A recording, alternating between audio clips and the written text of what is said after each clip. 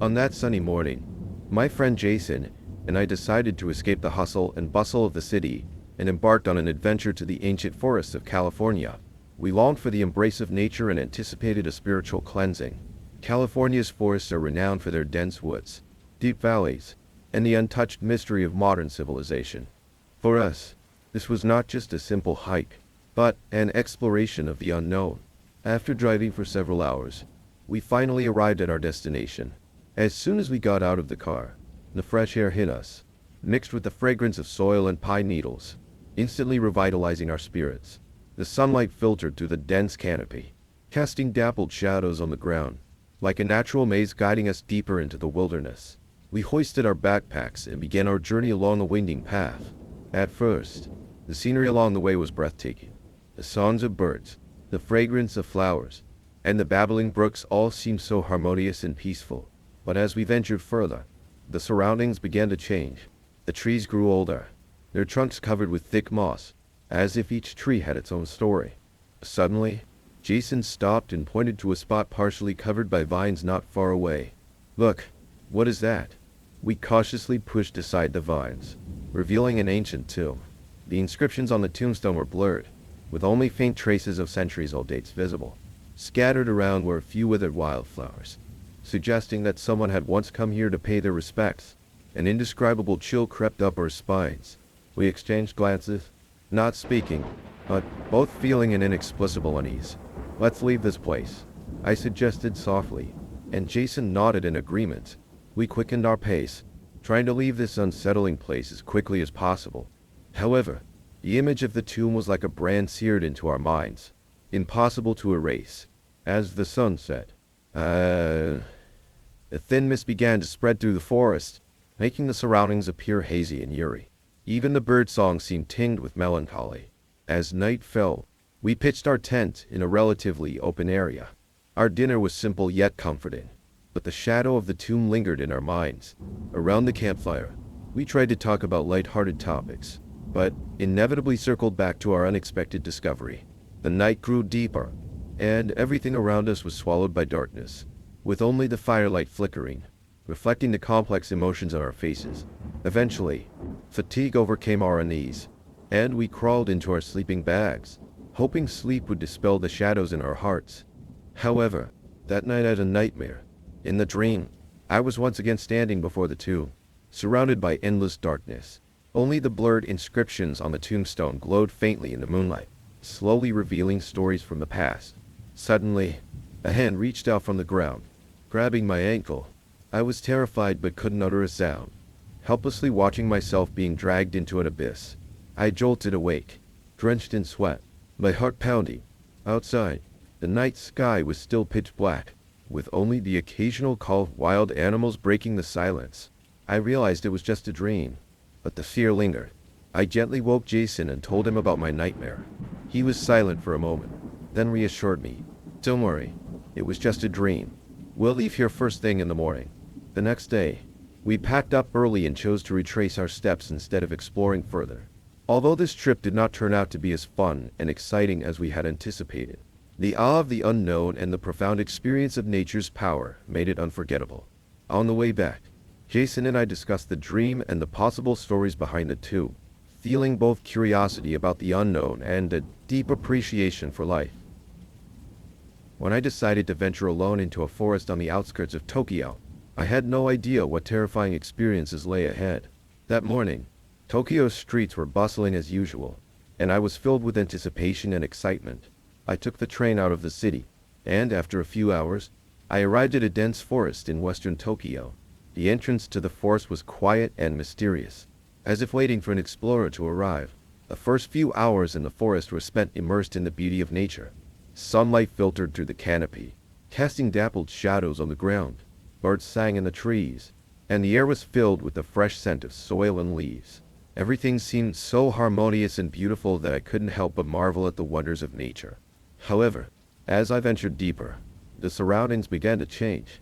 The trees grew older, their trunks covered with thick moss, as if each tree had its own story to tell. The light dimmed, and the eerie silence made me uneasy. I took out my map to confirm my location, only to find that I had strayed from my planned route. Anxiety began to rise, and I decided to head back along the path I had come. However, after walking for a while, I realized that I was lost. The surroundings all looked the same, and every tree seemed to mock my disorientation. Panic started to set in, and I quickened my pace, hoping to find my way back. But as time passed and the sky darkened, the forest became shrouded in a thin mist, making visibility poor.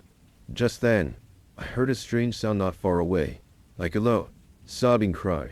I hesitated, torn between fear of the unknown and concern for someone who might need help. Ultimately, I decided to investigate. Carefully, I made my way toward the sound. Pushing aside thick branches and vines, what I saw made me gasp in horror. Under an ancient tree, a figure was hanging in a strange position, clearly having committed suicide. My heart nearly stopped, and fear instantly took over my entire body. I stood frozen, my mind in chaos. The scene was so shocking that I couldn't move.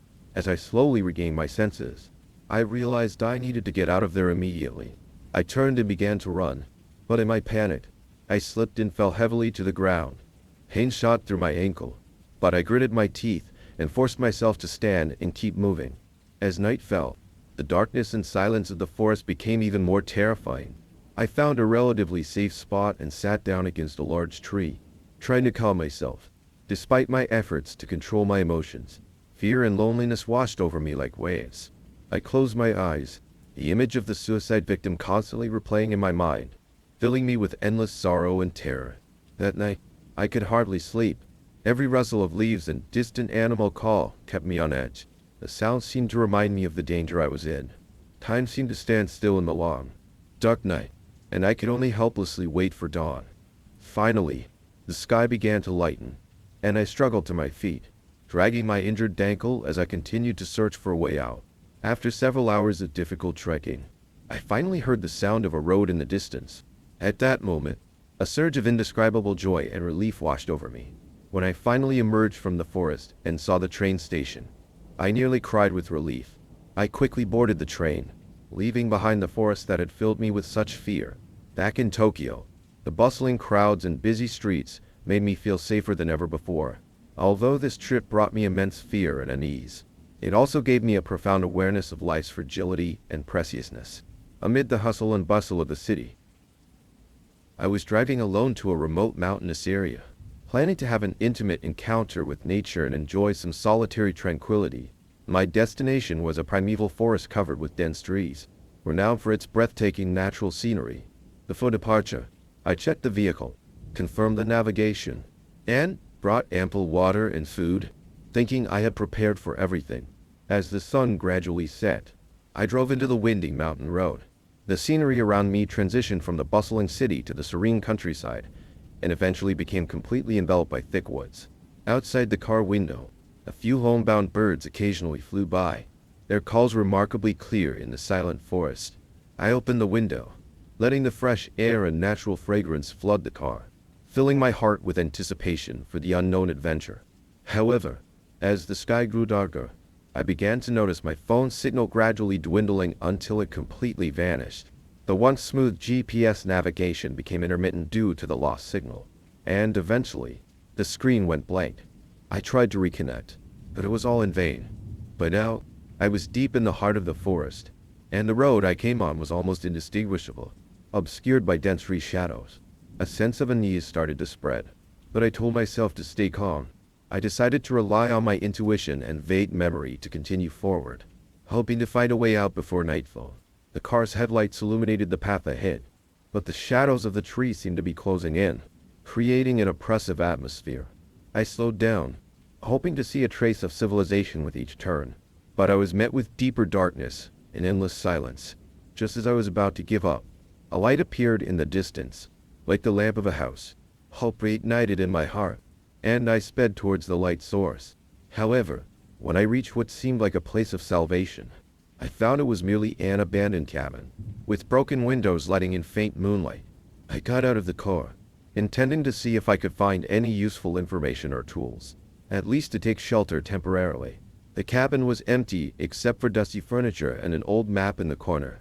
I picked up the map and examined it closely with the help of a flashlight, hoping to find some direction. At that moment, an ominous wind blew through the broken window.